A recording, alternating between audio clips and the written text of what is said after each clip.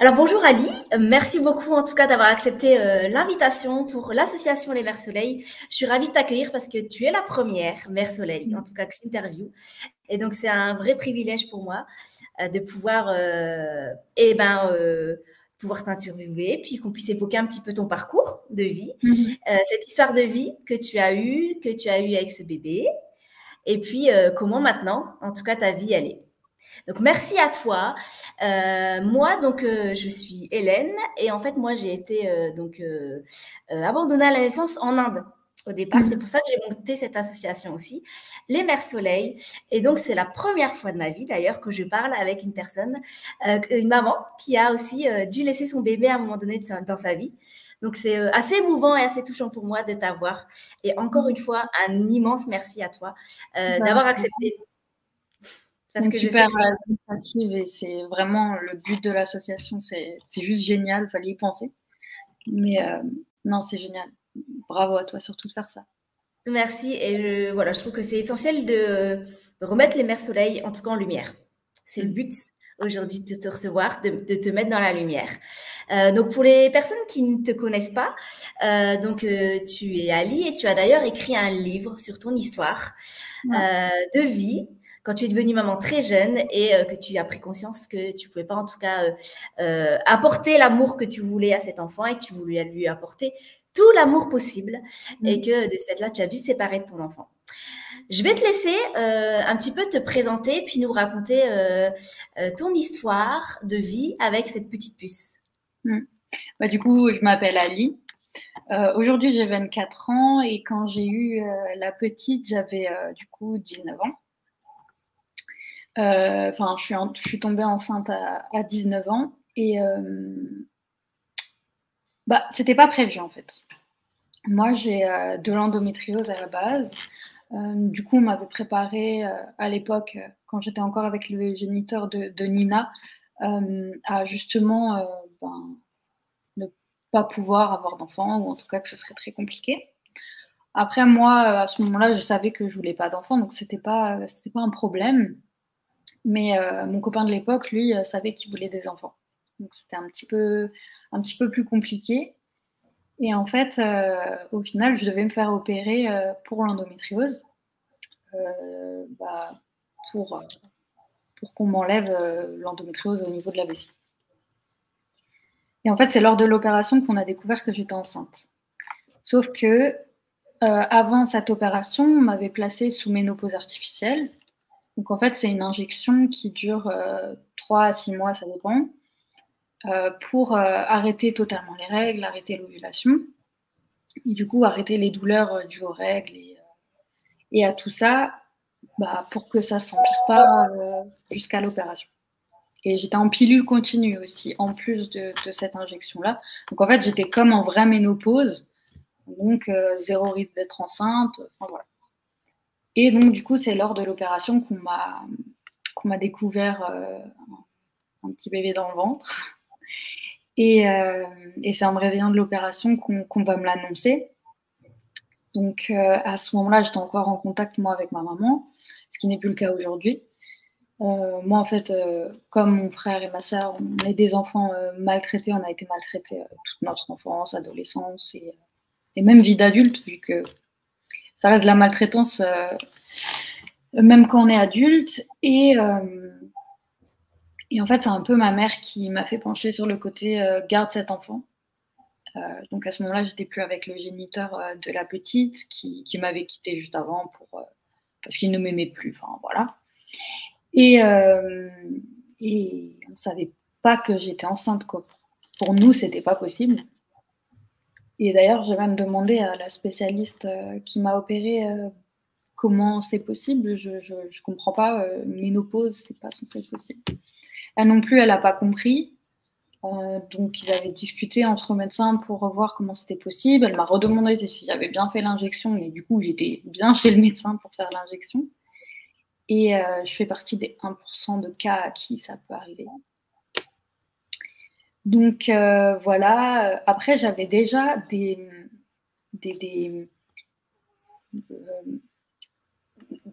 j'avais déjà des signes de grossesse, Mais dans ma tête, c'était pas possible que je sois enceinte. En fait, je vomissais tous les jours.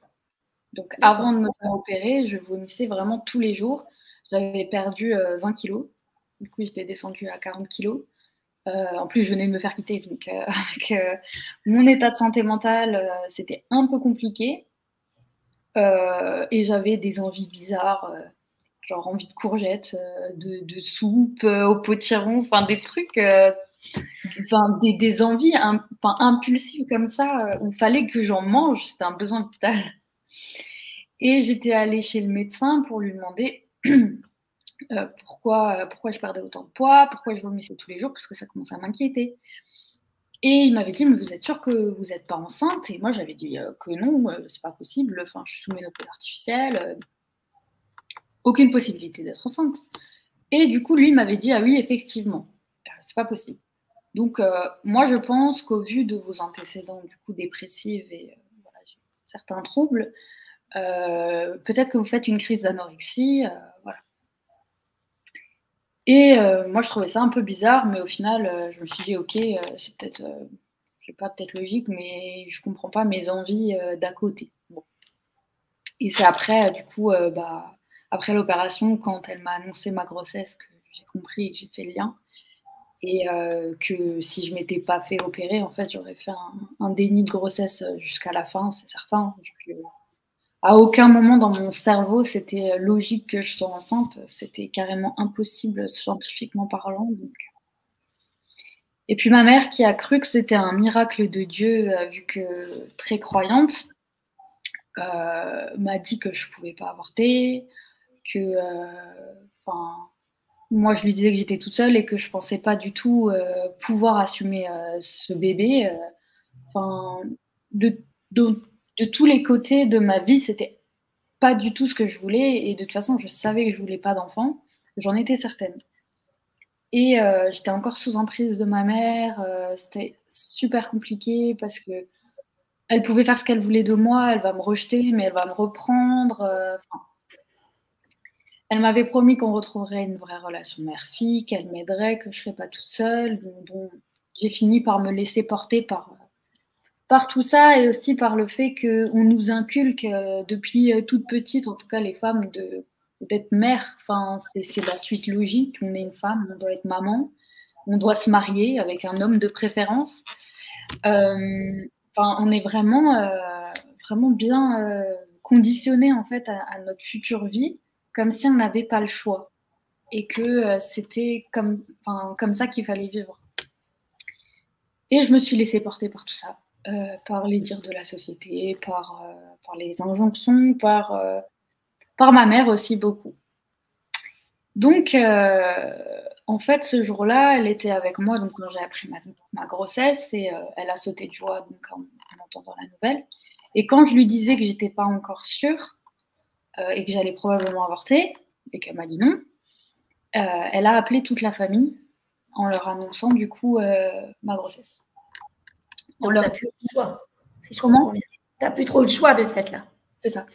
Elle a appelé toute ma famille et puis elle leur a dit Ali est enceinte, c'est un miracle de Dieu, elle pouvait pas être enceinte à la base, je vais être grand-mère.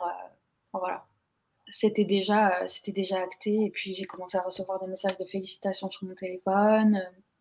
Et tout ça, ça s'est passé vraiment en l'espace de 10 à 15 minutes. En fait. C'était très, très rapide. J'étais en train de lui parler qu'elle était sur son téléphone à annoncer à tout le monde que voilà, j'allais avoir un bébé. Et ça a été très dur aussi parce que vraiment, là, je me suis sentie bloquée et j'avais pas le choix. Là, maintenant, c'était trop tard. En tout cas, moi, je me sentais bloquée. Et au vu de l'espoir que j'avais de retrouver en tout cas, de trouver tout court, vu que j'ai jamais eu de lien avec ma mère, de trouver un lien avec elle et j'avais toujours besoin de sa validation, de son amour, en fait. J'étais en grosse carence affective. Ouais, je me suis laissée porter. Au final, donc j'ai gardé ce bébé. Ma grossesse ne s'est pas super bien passée. J'ai vomi du début à la fin, c'était affreux. Mais la petite, en tout cas, elle prenait toute mon énergie. Donc elle n'a pas eu de problème. Mais c'est moi, j'ai dû me faire hospitaliser plusieurs fois. Voilà, c'était un peu compliqué. Et au final, ma mère avait arrêté de me parler, donc du coup, les promesses qu'elle m'avait faites n'ont pas eu lieu. Et le géniteur, lui, m'a clairement dit qu'il voulait pas de cet enfant et qu'il voulait pas prendre ses responsabilités. Donc voilà, après, il m'a bloqué partout et ça s'est terminé comme ça. Et quand le jour où j'ai accouché, du coup, j'ai quand même envoyé un message à ma mère en me disant bon, ça reste ma mère. Pendant longtemps, j'ai eu cette réflexion-là de ça reste ma mère, donc je dois faire ci, je dois faire ça, par obligation toujours. Et je lui ai envoyé un message pour lui dire je vais accoucher, si tu as envie de venir, bah, voilà, tu peux venir. Au final, elle est venue et elle a assisté à l'accouchement avec moi.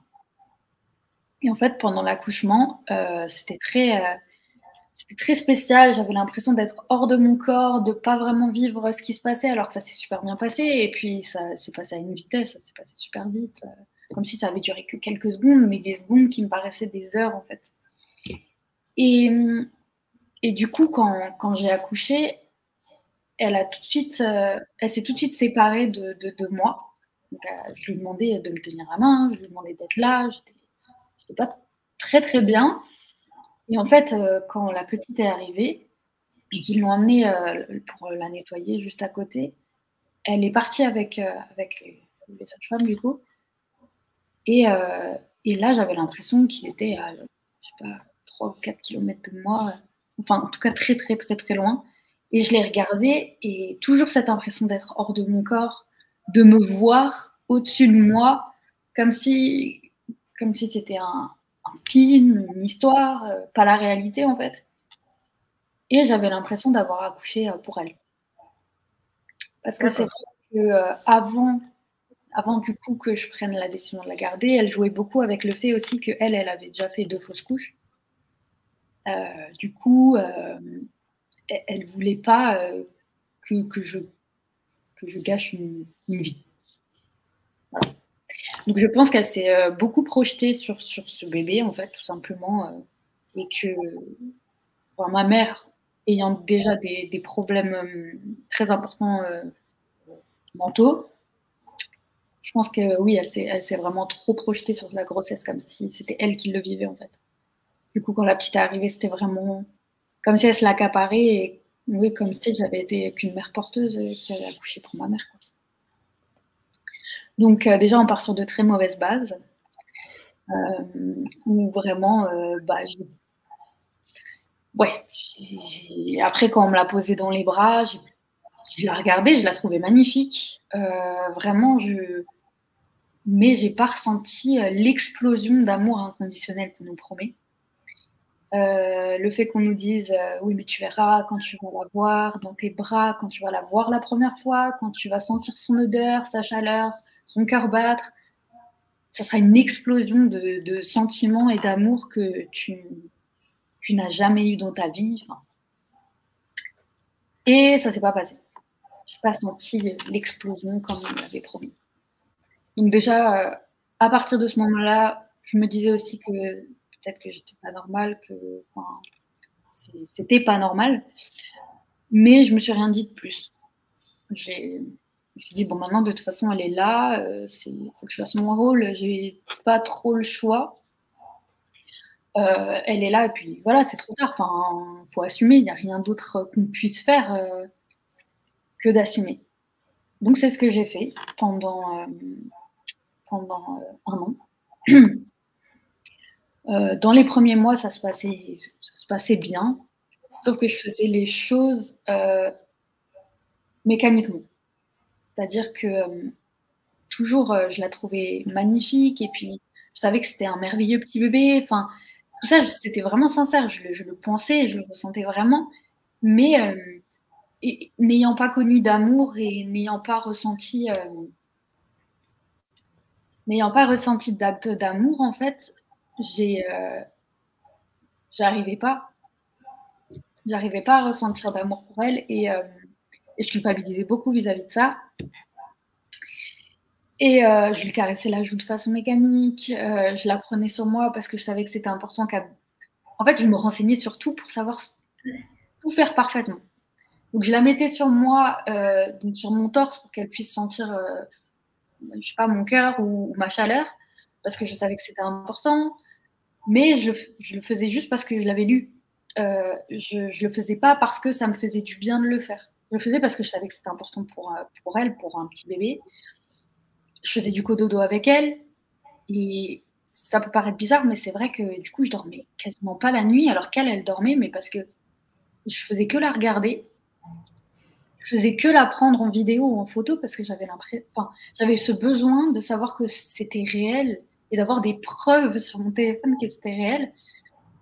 Et puis vraiment, j'étais un peu aussi en admiration devant elle. Et voilà. Mais j'ai quand même fait les choses pas vraiment naturellement. C'était un peu comme un robot finalement. Ouais, c'est ça. Je faisais vraiment tout comme un robot et au final, je faisais tout correctement. C'est juste qu'au fur et à mesure des mois qui passaient, c'était de plus en plus compliqué de cacher mon mal-être. Et je commençais de plus en plus à me rendre compte qu'il y avait vraiment quelque chose qui allait pas, en tout cas de mon côté, parce qu'elle a rien à se reprocher. C'est un bébé, c'est un enfant. Quoi qu'il arrive, sur ça, j'appuierai toujours, mais c'est pas la faute des enfants. Il y a des... Je dis que parfois, il y a des écorchés vifs comme moi où, du coup, on n'a pas eu une vie très facile, ou parfois, on n'a pas eu le choix. Et en fait, il ne faut pas que ça leur retombe dessus, ou à un moment donné dans leur vie, ils vont culpabiliser, se dire que c'est leur faute, qu'ils ont fait quelque chose de mal. Non, en fait, ça n'a rien à voir avec ça. Du coup, en l'occurrence, pour ma vie, ça a été ça. J'ai rencontré mon copain aux 3 mois de Nina. Donc ça s'est super bien passé. Lui, il adore les enfants, donc il s'est occupé d'elle super parfaitement. Enfin, il prenait beaucoup le relais, il voyait que j'allais pas très bien et il m'aidait beaucoup. Même si c'est pas du tout un père de substitution que je cherchais ou quoi, au début en tout cas, je lui laissais pas de responsabilité en le forçant. Ça, je faisais pas parce que je prenais mes responsabilités comme je devais le faire en fait. Et après, voilà, on a eu un appartement, on a emménagé ensemble et là, c'est comme si tout s'écroulait un petit peu. Parce que du coup, entre-temps, je vivais chez mon papa parce qu'en fait, je me suis séparée de mon ex-copain avec qui on est resté vraiment 3 ans, donc c'était mon premier amour et tout ça, donc on avait eu notre appartement. Parce qu'avant ça, moi, j'étais SDF parce que ma mère me mettait tout le temps dehors. Et c'est le géniteur de Nina, du coup, qui m'accueillait chez ses parents exceptionnels, qui m'ont vraiment beaucoup aidé à cette période-là. Et sur ça, je le respecterai toujours aussi, parce qu'il m'a aidé quand même à une période où c'était très compliqué, quand j'étais mineure et tout ça. Donc, à mes 18 ans, j'ai dû prendre un appartement pour être en sécurité et être sûre que j'allais pas dormir dehors. Et bien sûr, quand il m'a quittée, du coup, je me suis retrouvée un petit peu endettée. C'était très compliqué. Et là, j'ai dû retourner chez mon père. Donc, mon père qui était séparé de ma mère à ce moment-là. Et il faut savoir que mon père était un homme battu. Donc, nous, en plus d'avoir été maltraités, mon papa a été réellement un homme battu. Mes parents étaient tous les deux dépressifs.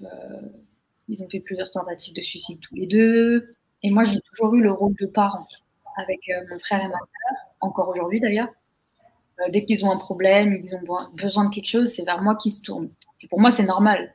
Parce que du coup, j'ai grandi comme ça et j'ai vécu comme ça. Et je serai toujours leur maman. Parce qu'on n'a pas trop de maman, du coup, ça a toujours été moi. Même pour mon père. Et enfin voilà, ça c'est juste l'histoire de vie.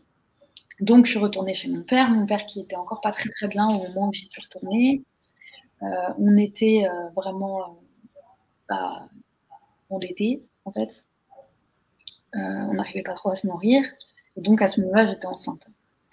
Et donc voilà, j'ai rencontré Alex du coup. Et je sais plus trop quel âge avait Nina, peut-être 5 mois, enfin 6 mois. Elle était encore petite. On a trouvé cet appartement et on a emménagé. Et là, c'est comme si, du coup, oui, toute ma vie me retombait sur les épaules, en fait. Toute la pression que j'avais pu avoir, toute la colère, toute la tristesse, le fait d'avoir mon appartement et d'être enfin seule avec moi-même, enfin, avoir mon endroit chez moi, il y a tout qui est redescendu, toutes mes émotions, tout. Et ça a été très dur. Donc après, je suis tombée en dépression. Alex a tout fait pour m'aider. Il prenait soin de la petite. C'est lui qui m'apprenait même à quel point c'était important de lui lire des histoires le soir avant de dormir. Si elle faisait ses terreurs nocturnes, ben, de l'apprendre et je sais pas, d'essayer de chanter. Des choses que je trouvais un peu peut-être fort mais ridicule parce que, enfin, pourquoi faire en fait, pourquoi je vais chanter, elle va rien comprendre. Enfin, je trouvais pas ça logique, mais parce que je l'ai pas vécu en fait. Et du coup, enfin, j'avais pas ce truc de savoir ce qu'il fallait faire. Je me renseignais toujours sur Internet pour voir comment il fallait agir, mais sur un point de vue sentimental, je savais pas. Je savais pas faire et c'est lui qui m'a tout appris alors que lui n'a pas d'enfant. Mais il a eu, on va dire, une famille saine. Donc il a grandi sainement avec des vraies bases, avec une vraie éducation et avec de l'amour et il a su m'apprendre. Donc en fait, j'ai appris à l'aimer, Nina. Je peux pas dire que je l'aime pas. Ça, c'est pas possible. Mais j'ai dû prendre des décisions pour la protéger et puis pour me protéger moi-même aussi parce que ça devenait trop compliqué. Donc on a tenu comme ça jusqu'à ces 1 an. Enfin, j'ai tenu jusqu'à ce que quelques semaines après ces 1 an, je fasse une tentative de suicide. Où vraiment là, c'était un trop plein. À tel point qu'en fait, les matins, je l'entendais plus tellement j'allais mal quand elle pleurait ou qu'elle se réveillait. Donc c'était mon copain qui se levait pour aller la voir. Je prenais plus plaisir, je sais pas, à l'avoir dans mes bras. Enfin, je me sentais vraiment très très mal et puis je jouais pas avec elle. Enfin, ça ne m'intéressait pas et je savais pas comment faire et ça me frustrait beaucoup. Donc je la laissais dans sa chambre en me disant qu'elle allait jouer toute seule alors qu'un bébé d'1 an, il faut lui apprendre, il peut pas comprendre tout seul comment jouer, puis même se débrouiller tout seul avec ses émotions parce que parfois c'était très dur. Donc je la laissais pleurer. Alors je dis pas, si on sent qu'on n'y arrive pas, on peut laisser le bébé pleurer et respirer dans une autre pièce pour aller ensuite le récupérer et le réconforter pour éviter qu'il sente nos émotions. Si on sent que c'est trop dur, plutôt que de faire un geste déplacé, bien sûr qu'il faut aller se calmer dans une autre pièce, tout ça c'est normal. Sauf que moi, c'était vraiment, je pouvais pas du tout la prendre dès qu'elle pleurait en fait. Je pouvais plus. Et mon copain me prenait le relais. Donc, jusqu'à ce fameux jour où je fasse ma tentative de suicide. Et en fait, c'était plus un appel à l'aide parce que j'arrivais pas à mettre des mots sur ce que je ressentais, parce que je culpabilisais beaucoup, parce que j'avais l'impression d'être horrible, en fait, de ressentir tout ce que je ressentais. Et donc, après ça, on m'a emmenée à l'hôpital. Mon copain s'occupait de la petite. Ma mère, à qui je parlais plus, est même venue à l'hôpital pour me murmurer à l'oreille qu'elle allait me prendre ma fille, que moi, il fallait que je me fasse interner parce que j'étais complètement tarée, en fait. Donc, il y avait toujours cette pression. Et puis, j'ai eu cette peur aussi qu'elle vienne vraiment la prendre, en fait. Ça, c'était hors de question. Enfin, moi, je voulais pas. Enfin, je préférais presque subir et continuer à essayer d'avoir un lien avec Nina que de me dire c'est ma mère qui va prendre le relais. Elle n'est pas apte du tout. Mais j'ai eu beaucoup de chance parce qu'au final, Alex a réussi à rester avec la petite. Vraiment, il a été parfait. Et quand je suis retournée à la maison, donc avec suivi psy et puis infirmière qui venait tous les jours à la maison pour me donner mes traitements, ça allait toujours pas. Je restais tout le temps dans le noir, je me nourrissais pas. C'est mon copain qui de temps en temps devait venir me voir pour me donner à boire. Enfin, voilà. Et la petite, du coup, je la voyais pas pendant peut-être une semaine, le temps qu'en tout cas, je pète mon câble et que j'appelle l'assistante sociale. De mon plein gré, en fait, un jour, j'ai tout simplement dit stop, je peux pas rester comme ça, je peux pas faire subir à ma fille ma dépression. Je l'ai déjà vécu avec mes parents. Malheureusement, ça m'est retombé dessus dû à tous les traumatismes que j'ai pu subir. Mais elle n'a pas à subir la vie que j'ai eue, en fait. Parce qu'au final, moi, j'ai eu cette impression de subir un peu la vie que mes parents ont eue. Et ça m'a détruite là en tant qu'adulte. Maintenant, ça va aujourd'hui, mais je ne peux pas dire que ça va comme une personne qui n'a pas subi de maltraitance. Enfin, il y aura toujours une part en moi qui sera cassée et que je ne peux pas réparer, en fait. J'ai toujours cette sombre part en moi de tristesse et de carence affective. Et je ne voulais pas du tout qu'elle le vive. C'était impensable. Et je me suis levée de mon lit. Sans rien dire à Alex, je me suis levée, il m'a vu me lever, il était étonné. J'ai pris mon téléphone et j'ai appelé l'assistante sociale de PMI qui me suivait depuis le début de ma grossesse. Et là, je lui ai tout dit. Tout ce que je ressentais, je lui ai déballé au téléphone. Je lui ai dit que c'était plus possible, qu'il devait venir prendre Nina parce que j'en pouvais plus et que je pouvais pas laisser ça sur les bras d'Alex. C'était pas son rôle et je voulais pas lui faire subir ça, même s'il le subissait pas. Il adorait Nina, mais pour moi c'était pas possible. Et elle m'a pris au sérieux. Elle m'a demandé si Nina était en sécurité à ce moment-là. Donc je lui ai dit que oui, vu que c'est Alex qui s'en occupait. Et elle m'a dit ok, alors on va voir comment on peut faire. Parce qu'évidemment, il y a mon chat. Salem. Désolée. Oui. Et du coup, à ce moment-là, elle m'a demandé donc, si elle était en sécurité, si tout se passait bien et si je pouvais attendre une petite semaine qu'on trouve des solutions. Parce que je lui ai dit qu'à part Alex, j'ai personne de ma famille chez qui elle peut aller, personne de confiance en tout cas. Et que de toute façon, j'ai pas envie en fait, parce que ma famille n'est pas saine. Donc, quoi qu'il arrive, je l'aurais pas mis dans ma famille. Et une semaine après, du coup, donc elle m'a préparé en me disant que voilà, alors, si c'est ce que je voulais, qu'elle pouvait me trouver une famille d'accueil en attendant, que ce serait provisoire le temps que je commette et que je pourrais faire des visites. Et de toute façon, c'est ce que j'ai demandé. Je me voyais plus vivre avec elle, en tout cas pour l'instant. Et une semaine plus tard, elle est venue et elle m'a préparé au fait qu'il fallait que, du coup, moi, je prépare Nina en lui disant que voilà, elle allait aller quelques jours chez son tati, que ça allait bien se passer, que c'était juste parce que j'avais besoin de me retrouver, et que c'était pour son bien.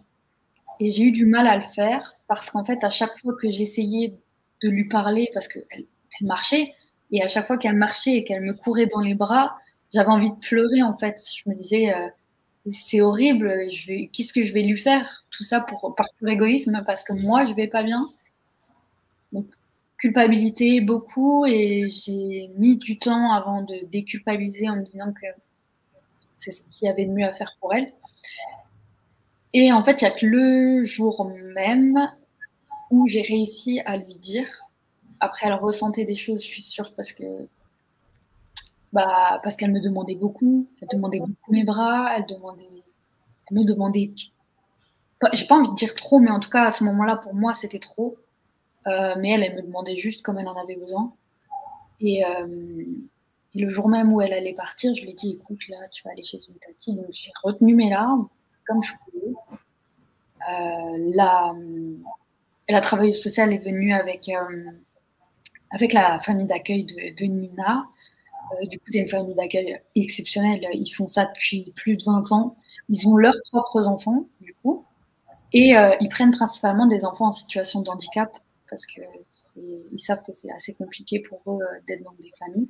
Et ils les gardent jusqu'à après leurs 18 ans, jusqu'à ce qu'eux décident de s'en aller du foyer. Ils ont une très grande maison, ils ont des animaux. En fait, c'est la famille que j'aurais aimé peut-être être pour Nina, mais que j'ai pas été et que je serai jamais. Donc, on a fait ça quelques temps. Elle est restée, donc je l'ai pas vue pendant 2 semaines après ça. Ensuite, je suis allée au service de protection de l'enfance, donc c'était période Covid, c'était un peu compliqué. La première fois qu'elle m'a revue, elle a hurlé et elle a pleuré. Et elle est partie en courant dans les bras de sa tati. Et là, ça m'avait brisée. Mais brisée en 1000 morceaux parce que je me suis dit, mais je suis affreuse. Je suis un monstre qui l'a abîmée, qui l'a probablement abîmée pour toute sa vie. Enfin, je l'ai traumatisée. J'étais vraiment très très mal et la travailleuse sociale ensuite m'a expliqué que c'était une réaction normale, que vu qu'elle m'avait pas vue depuis 2 semaines, elle s'était créée un nouveau référent en fait de protection et c'est devenu sa tati. Et en fait, 15 à 20 minutes plus tard, elle est revenue vers moi, quoi. Donc, elle avait juste besoin d'un peu de réconfort et je pense que c'était tous ces sentiments aussi qui se sont relâchés et c'est normal, c'est juste que, ouais, de voir ça et en tant qu'adulte en tout cas, c'était très très dur. Donc après, j'ai continué à la voir dans les services de protection de l'enfance parce que je me sentais pas de la voir à la maison. Je me sentais pas d'être toute seule avec en fait. J'avais peur de mes sentiments, peur de pas savoir comment agir avec elle. Puis elle grandit aussi, donc elle a de plus en plus de besoins, elle parle. Donc ouais, c'est de plus en plus de choses qu'il faut que j'apprenne à faire et c'est toujours cette question de sentiment. Et au fur et à mesure, j'y vais de moins en moins au service de protection de l'enfance. Mais la famille d'accueil m'envoie quand même des messages. Même si moi, j'en envoie pas, ils m'envoient des nouvelles, ils m'envoient des photos d'elle dans des parcs, je sais pas, animaliers, en train de jouer, ils ont un corps de ferme, du coup, en train de jouer dans la cour, en train de caresser des chèvres. Enfin, des choses super pour son développement, en fait. Et je trouvais ça génial, mais c'est vrai qu'il y a beaucoup de messages auxquels j'ai pas réussi à répondre, où je les voyais, ça me faisait du bien et plaisir, mais je pouvais pas répondre parce que ça me faisait trop de mal de me dire j'ai échoué, en fait. Alors que, au fond, ce rôle, je l'ai pas voulu, mais on me l'a imposé et je me suis sentie obligée de devoir le faire jusqu'à la fin. Et là, de pas réussir à assumer ça, pour moi, c'était un échec, en fait. Et à un moment donné, j'espaçais de plus en plus les visites, jusqu'à ce que la travailleuse sociale me dise bon, là, il faudrait quand même savoir un petit peu ce qu'on va faire pour prendre une décision, parce que au bout de 3 semaines que je l'ai pas vue, ça commence à devenir compliqué. Et elle me demande si je veux essayer les visites à domicile. Moi, je lui dis oui, pour essayer toujours de créer une relation avec elle. Donc vraiment, jusqu'au moment où, en tout cas, j'ai décidé de renoncer à mes droits parentaux, je la voyais en me disant, ok, faut créer. Il faut que je crée quelque chose avec elle, surtout qu'on fasse les choses dans l'ordre et correctement. Et donc, il y a eu les visites à domicile et avec une travailleuse sociale présente pour qu'elle puisse m'aider, par ma demande toujours. Je ne me voyais pas le faire toute seule. Et elle me disait à chaque fois, mais vous en sortez très bien, enfin, j'ai rien à vous apprendre. Sauf qu'au final, c'était que des choses mécaniques que je faisais. C'était pas naturel et je me forçais, en fait. Je me forçais parce que je savais qu'il fallait le faire et que j'avais pas le choix. Et pareil, j'ai commencé à espacer les visites, à dire un jour que je suis malade alors que c'était pas forcément le cas, à dire que j'avais un rendez-vous imprévu, à trouver des excuses, en fait, pour ne pas la voir et ne pas l'abîmer encore plus avec des sentiments. que je n'arrivais pas à développer comme elle le méritait, en fait. Jusqu'au moment où je vais voir, du coup, la travailleuse sociale qui s'occupe de nous. Et je lui dis, est-ce que ça existe de ne plus voir son enfant ou le placer définitivement? Donc là, elle m'a dit, vous parlez d'un abandon. Donc là, ça fait mal. Hein. Un abandon, c'est dur hein, comme mot, c'est très très dur. Et je me suis dit, wow, c'est ce que je suis en train de faire. Là, je veux l'abandonner.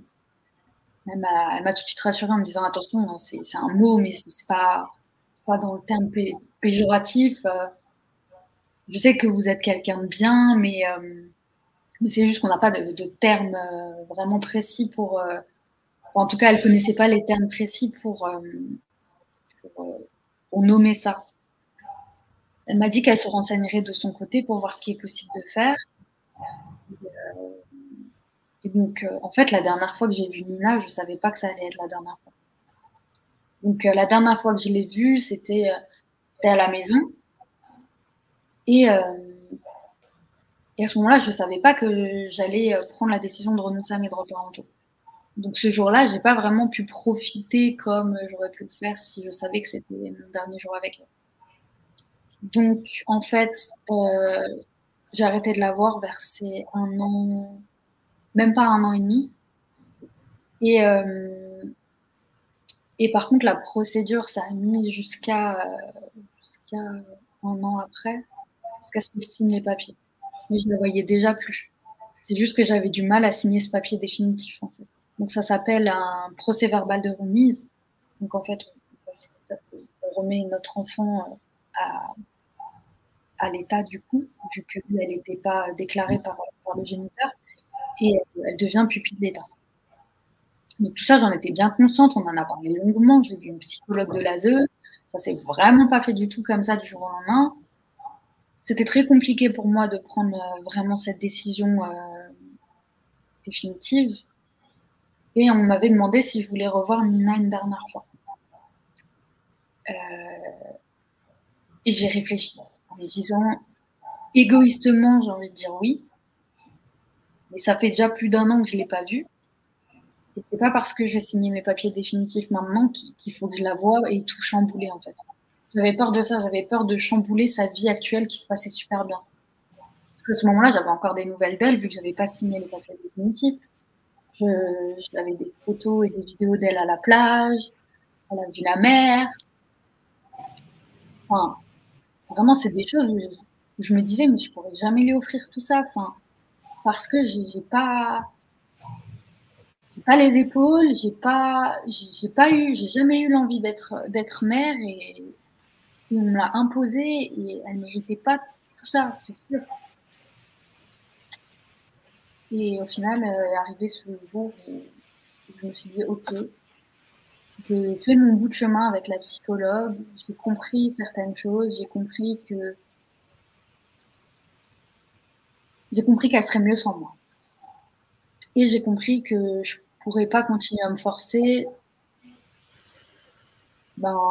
Si c'est pour reproduire ce que mes parents ont fait avec nous, en tout cas ma mère, c'était hors de question. On ne sait jamais ce qui peut se passer, si on est fatigué ou si on a un trop plein d'émotions. Moi, j'avais peur, au vu de ce que j'ai vécu, de reproduire la même chose. Donc je me suis dit, ouais, la meilleure vie que je puisse lui offrir, c'est celle-là, en fait, d'être dans une famille saine, aimante, et qui savent lui offrir ce qu'il y a de mieux pour elle, en fait. Donc, ça m'a fait du mal, hein. Mais j'ai pas pris cette décision à la légère, en tout cas. Tu as mûrement réfléchi cet acte-là et tu l'as réfléchi comme un acte d'amour, finalement. Ouais, c'est ce que j'arrive à me dire maintenant, mais au début, c'était difficile, hein. C'était que de la culpabilité. Je pense qu'au fond, j'aurais toujours une petite part de culpabilité. Parce que en fait, quand j'entends des gens me dire oui, mais tu pouvais avorter, oui, mais il y aura toujours des gens qui vont dire des choses, en fait. Mais si je continue à écouter les gens toute ma vie, je vais pas m'en sortir. Donc maintenant, je vois toujours un psychiatre. parce que j'ai toujours un travail à faire sur moi. Mais je suis heureuse pour elle, je sais qu'elle est bien, je sais qu'elle vit une merveilleuse vie. Et surtout, je sais que moi, je vais un peu mieux depuis. Et je trouve ça important que, oui, qu'on priorise l'enfant, mais que nous, en tant qu'adultes aussi, on ne se fasse pas violence, j'ai envie de dire, en faisant des choses qu'on n'a pas envie de faire. Et donc là, en janvier 2023, j'ai fait ma ligature des trompes pour plus avoir d'enfant du tout. Et parce que c'est une des premières décisions par rapport à mon corps que j'ai pu prendre toute seule. Et ça m'a fait vraiment du bien. Et voilà, ouais, le contrôle en fait. Ce que je n'ai pas eu, je n'ai pas eu le choix, mais là j'ai eu le choix et donc ça a été aussi quelque chose que j'ai mûrement réfléchi, bien sûr. Mais le soulagement, quoi. Quand je l'ai fait, le soulagement, et aujourd'hui encore, je suis soulagée. Ma fille, ce sera toujours Nina, mais il n'y aura pas d'après. Dans mon cœur, je dis toujours ma fille, c'est bizarre, mais je sais qu'il n'y aura pas d'autres enfants. Après, voilà, moi, je pars du principe que quand tu dis c'est bizarre de dire ma fille, mais en fait, c'est ta fille, même si derrière, tu as signé ce PV, ça reste ta fille et tu restes une maman dans ton cœur pour toujours parce que tu l'as eu pendant plus d'1 an, tu l'as eu pendant 9 mois dans ton ventre. Donc, c'est ce que je me dis aussi, mais quelque part, je trouve, enfin, j'ai pas envie d'être égoïste à dire ça et que je sois pas légitime parce que c'est vrai que du coup, je l'ai fait placer de mon plein gré pour me protéger, pour la protéger elle aussi, pour qu'elle ait une vie le plus saine possible. Mais en disant ma fille, enfin, j'ai pas envie que ce soit contradictoire en fait, avec la décision que j'ai pu prendre. Est-ce que je suis pas considérée juste comme sa génitrice ou je sais pas. Même si moi je ressens que c'est ma fille et que oui, j'aime le dire, enfin, c'est juste que j'aurais aimé lui offrir autre chose en fait. Si justement tu voulais lui laisser une chose à Nina, ce serait quoi là maintenant? Un souvenir, quelque chose? Déjà, j'ai déjà prévu de lui faire un album que je vais remettre à l'ASE en fait, avec des photos de nous, avec des photos de personnes de la famille qu'elle a pu voir, avec des photos de sa tante, de son tonton, et des petits mots d'explication en dessous, pour lui dire ça, c'était tel moment à cette période-là, ça c'était ton premier Noël, ça c'est Alex, celui qui s'est occupé de toi 90% du temps. Et de toute façon, elle aura une lettre, ça c'est sûr. Mais je sais pas, j'aimerais j'aimerais pas le faire sur une feuille en fait.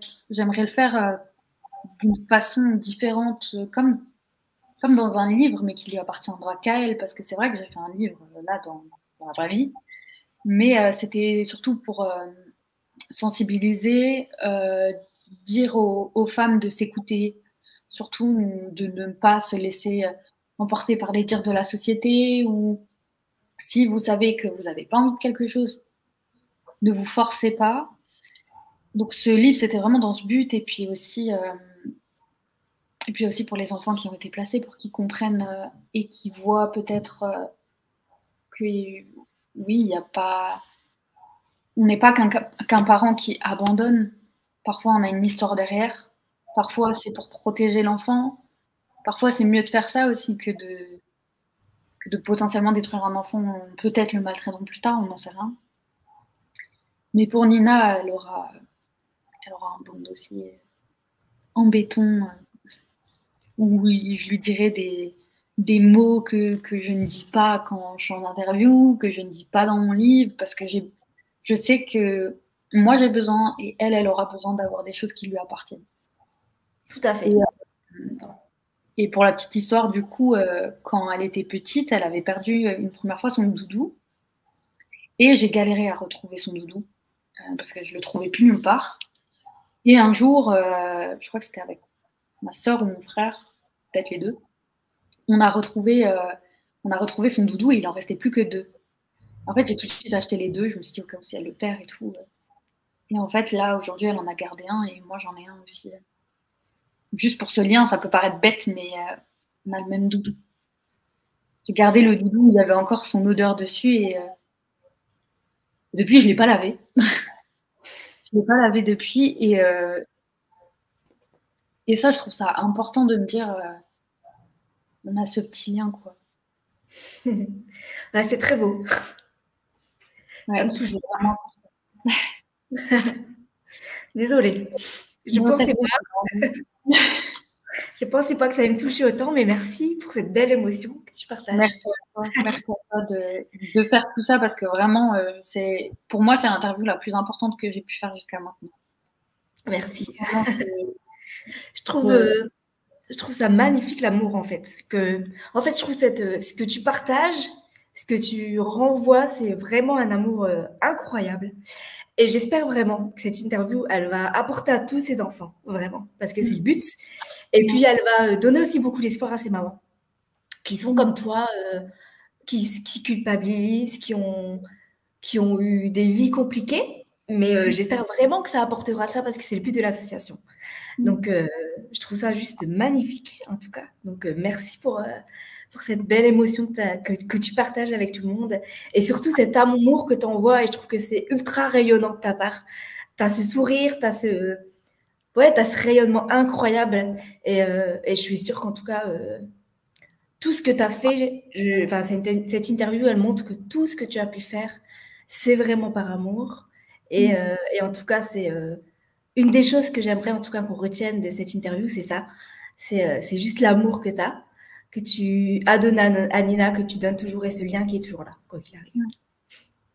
Ce lien, il partira jamais, ça je le sais. C'est ça. C'est ça qui... Je pense que c'est aussi un vrai message d'espoir pour tous ces enfants qui vont être adoptés derrière, qui sont adoptés. Ouais.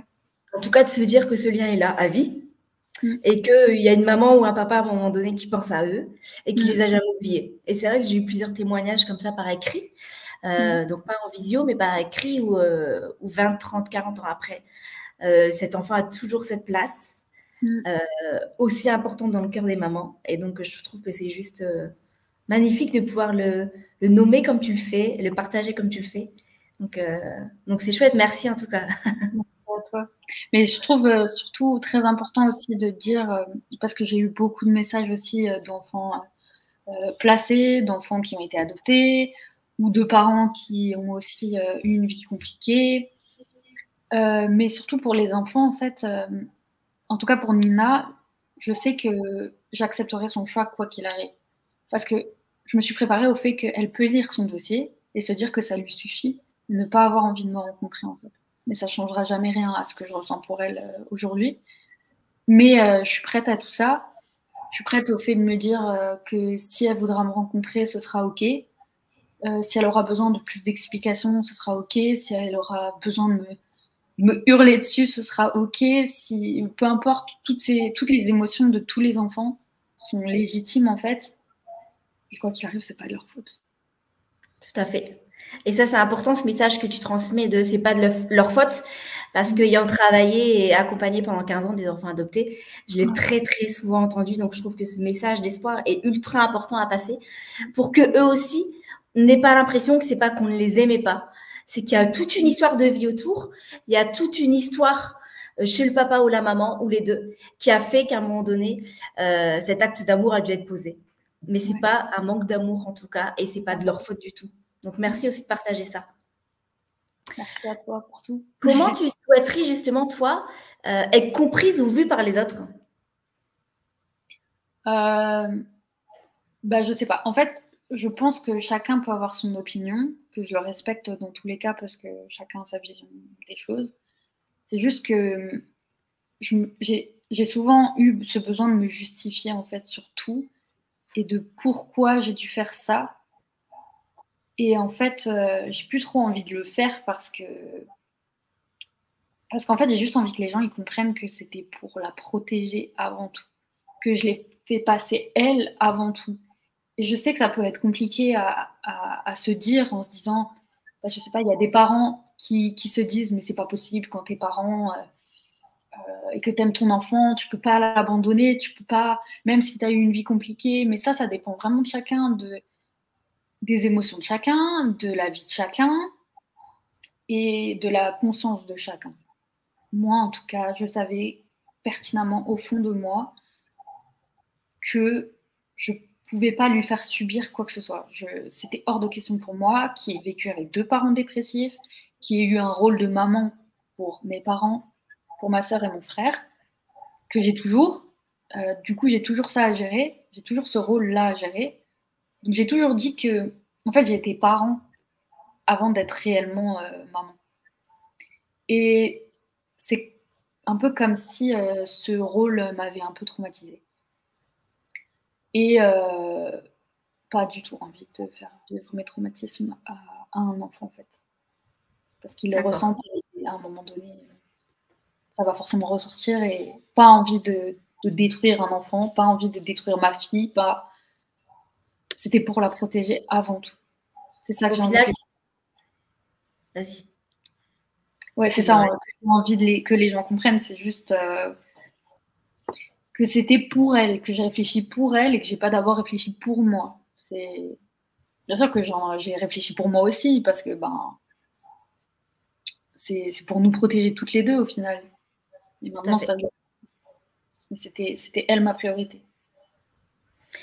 Après justement cette expérience de vie que tu as eue, comment tu définirais, toi, le mot amour aujourd'hui? Que l'amour, ça vient pas forcément comme ça. Qu'en fait, l'amour, il se crée. Pour moi, c'est ça. Au départ, pour moi, l'amour, c'était. Enfin, en tout cas, l'amour maternel, pour moi, c'était quelque chose où, voilà, c'est comme ça arrive et c'est rapide, quoi. Enfin, dès qu'on voit ce petit bébé, on l'aime, mais non, en fait, l'amour, je pense que ça se crée et que ça s'entretient aussi. Ouais, je pense que je peux rien dire d'autre à part ça, que l'amour se crée. Bah, c'est très très joli et très beau et quand tu dis en tout cas que ça s'entretient, je suis complètement d'accord avec toi sur ce domaine-là parce que l'amour en général, que ce soit un amour fraternel, un amour amical ou autre, quoi qu'il arrive, faut l'entretenir de toute manière. Si tu devais, toi, là, aujourd'hui, envoyer un message positif à toutes les mères soleil qui vivent finalement des situations similaires, qu'est-ce que tu leur dirais en quelques mots? Qu'à un moment donné, tout passe. La culpabilité passera. La colère qu'on peut avoir envers nous-mêmes aussi, parce que, enfin, en tout cas pour ma part, j'ai eu beaucoup de colère à un moment donné, beaucoup de tristesse, mais ça va finir par s'apaiser parce que, en fait, faut juste réussir à être en phase avec soi-même et se dire que ce qu'on a fait, c'était pour le bien de l'enfant, en fait, et pour notre bien aussi. Mais dans la vie, tout passe. Et ce que mon père me dit souvent, c'est une phrase que j'aime beaucoup, c'est « ce que tu ne peux pas changer, accepte-le ». Tout à fait. Donc la vie qu'on a pu avoir avant, on ne peut pas la changer, on l'a vécue.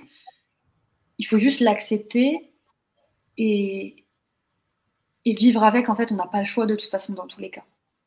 On n'a pas le choix, il faut qu'on apprenne à vivre avec. Donc tout passe et nous, on est les seuls à savoir ce qu'on ressent pour nos enfants et je pense que c'est ça qui arrive à me faire tenir en fait au final, c'est d'avoir travaillé avec des psys sur moi-même et de continuer à travailler sur moi-même en me disant oui, j'ai fait ça pour elle. Et c'est ça qui me fait me dire ouais, c'est comme ça qu'on vit en fait. Faut surtout pas se descendre, faut vraiment positiver. Tout se passe dans la tête et il n'y a qu'une seule personne sur Terre qui pourra vous sauver, c'est vous-même en fait. Oui, ça c'est un très très très beau message d'espoir, je trouve. parce qu'on est les seuls, comme tu le dis si bien, à connaître ce qu'on vit, ce qu'on ressent, les émotions qu'on a, et personne finalement peut nous les prendre, ça. Et c'est essentiel, et c'est ça qui fait qu'on se construit soi-même. Et en fait, la personne avec qui on passe le plus de temps dans toute notre vie, c'est nous-mêmes. Donc, ça rejoint complètement ça. Et il n'y a que nous qui pouvons nous sauver. Donc, je trouve que c'est un très beau message d'espoir pour ces mères soleil ou les personnes en général qui peuvent vivre des moments difficiles dans leur vie. En tout cas, merci pour ça. Qu'est-ce que toi, tu as appris? Quelle est la chose la plus précieuse que tu as appris sur toi en vivant cette expérience? Alors là, très bonne question. Ce que j'ai pu apprendre sur moi, c'est qu'au final, moi qui pensais que je serais toujours sous emprise de quelqu'un, de quoi que ce soit, pour quelconque décision de ma vie, bah, j'ai réussi à un moment donné à m'écouter. Et je pensais jamais pouvoir réussir à me faire confiance. Et dans toute cette histoire, j'ai réussi à me faire confiance et à m'écouter. Et c'est la meilleure chose qui aurait pu m'arriver, en fait. C'est de me faire confiance. Top, c'est génial ça, parce que la confiance, c'est tellement important dans la vie pour dépasser tous les événements de la vie, quoi qu'il arrive, que si cet événement a pu en tout cas t'apporter cette chose-là précieuse, et ben, j'espère que tu vas la nourrir et la faire grandir au fur et à mesure des années pour toi. Ouais, là vraiment, au plus ça avance et au plus moi je commence à aller mieux, mais dans ma tête, il y aura toujours Nina, ça c'est sûr. Ça, c'est superbe. Et si ton cœur, il pouvait parler maintenant, qu'est-ce que tu penses qu'il dirait? Je sais pas. Je sais pas, parce que quand je parle de cette histoire, de toute façon, mon cœur, je pense qu'il rassurerait, il me rassurerait moi, et il rassurerait la petite aussi, parce que c'est toujours ma priorité. Même encore maintenant, hein, j'ai plus aucun droit, mais ça restera ma priorité pour toute la vie en fait. Et il me dirait, ouais, n'aie pas peur de ce que tu ressens, et tu sais que tu l'aimes en fait. Donc ouais, par rapport à tout ça, c'est ce qu'il dirait. En tant que cœur, je suis au courant et je sais que j'aime Nina. Super. Je pense. Et comment tu visualises finalement la force et la résilience d'une mère soleil? Par rapport à ce genre de décision? Par rapport à ce que tu veux, par rapport à ton expérience de vie tout simplement, et à la suite de ce qui s'est passé pour toi dans la vie.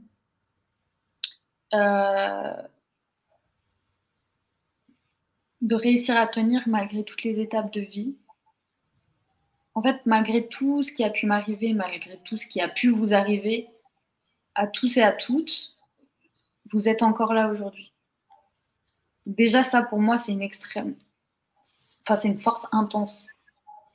Et de réussir à prendre ce genre de décision après, et de réussir à tenir, parce que quoi qu'on en dise, même si on culpabilise, même si on est très triste, on est encore là et on arrive à tenir.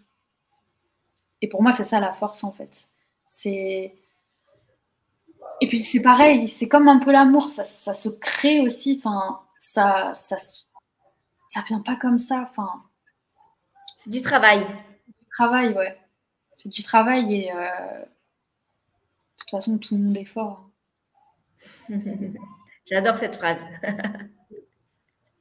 C'est ça, c'est trop ça. Je suis persuadée que tout le monde est fort et qu'il faut réussir à puiser en nous, du plus profond en tout cas qu'on peut, pour à un moment donné dépasser chaque événement de vie qui peut être douloureux, difficile, traumatisant. En tout cas, t'en es la preuve que c'est possible, vraiment. Ouais, un petit peu. Maintenant, j'arrive à me dire. Beaucoup. Moi, je trouve que tu en es vraiment la preuve, et que, au vu de ton histoire, en tout cas avant l'arrivée de Nina et la suite, c'est aussi pour ça que j'ai créé aussi l'association Les Mères Soleil, parce que je trouve qu'il faut un courage, un amour incroyable pour réussir en tout cas à offrir cet amour-là à son enfant, à se mettre de côté en partie pour le bien-être et par amour pour son enfant, et je trouve ça juste remarquable. Et si cette association et donc ton témoignage peut permettre aussi que la société change son regard là-dessus, ce sera génial. Et en fait, je trouve que ce sera à la fois génial pour les mères soleil, et génial pour tous ces bébés et tous ces enfants qui grandissent, parce que ce conflit de loyauté, quoi qu'il arrive à un moment donné. Et c'est essentiel aussi que eux, ces enfants, se disent j'ai le droit de penser à ma maman, j'ai le droit de penser à mon papa. C'est aussi pour ça que je l'ai fait, parce que on peut pas zapper et oublier, en tout cas ses parents biologiques. Et ça peut arriver des fois dans l'adoption, et c'est surtout ce que je ne veux pas. C'est pour ça que je ne voulais pas mettre les mères de l'ombre, parce que c'était le terme utilisé pendant des années. Je trouve ça très moche. Et que j'ai changé, que j'ai voulu mettre les mères soleil, parce que incroyable. À vie, ça reste à vie. C'est 9 mois, quoi qu'il arrive, et après le temps ou pas qu'il y a eu ensuite, après la naissance. Mais moi, je considère que c'est essentiel, en tout cas, qu'elle ne soit pas oubliée, et jamais oubliée. Ça légitimera aussi tous ces enfants qui ne se sentent pas légitimes de penser à elle, et qui en souffrent en silence des fois. En tout cas, moi, c'est ce que j'ai vécu. Et donc, je trouve toutes leurs pensées aussi et tous leurs sentiments qui sont importants, quoi qu'il arrive, peu importe le sentiment que ça puisse être. Il peut y avoir de l'incompréhension, de la tristesse ou de l'amour qu'ils ressentent quand même. Enfin, tout est légitime. C'est ça. Et ça, c'est essentiel, de ne pas oublier cette partie-là de la vie d'un enfant, en tout cas, quoi qu'il arrive. J'aurais une dernière question à te poser, même si tu as un petit peu répondu finalement dans l'interview. Qu'est-ce qui a fait que tu as tout de suite dit oui pour cette interview avec les Mères Soleil? Alors, pour moi, c'est, comme je te l'ai dit, l'interview la plus importante que j'ai pu faire jusqu'à aujourd'hui. Parce que j'ai jamais, avant de prendre la décision que j'ai prise, j'ai jamais eu de soutien. Et en faisant des recherches un petit peu, j'ai jamais trouvé de personnes avec le même vécu que moi. Enfin, pas forcément la même vie que j'ai pu avoir, mais avec les mêmes façons de penser que moi sur la parentalité et sur mes sentiments, en fait. Et le après, c'est surtout aussi pour tout ce que tu fais pour les enfants, pour ce qu'ils puissent comprendre, pour que les parents puissent déculpabiliser, pour que les parents qui abandonnent, comme on dit, ne soient pas tous accablés, qu'on change cette vision. J'ai trouvé ça impressionnant. Et je te trouve vraiment admirable pour tout ça. Et ouais, c'est vraiment l'interview qui me tenait le plus à cœur de faire parmi toutes les autres. C'est la plus importante de toutes. Parce qu'il y a ce message derrière, parce qu'il y a vraiment ce côté, on priorise les parents qui vivent ça pour les aider à aller mieux, et on priorise les enfants qui ont vécu ça aussi. Et ça, c'est incroyable. Merci en tout cas.